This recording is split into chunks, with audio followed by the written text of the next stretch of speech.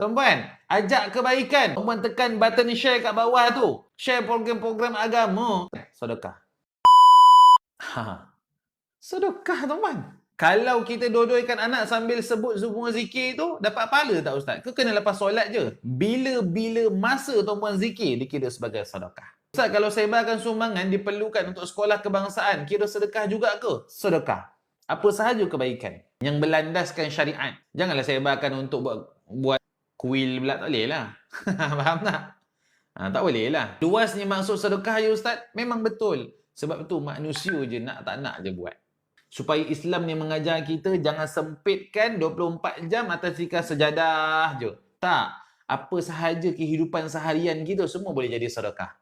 Kalau faham Islam, itu adalah sumber kehidupan kita. Islam tu masuk dalam kehidupan kita, maka dia akan anggap Islam tu sangat hebat.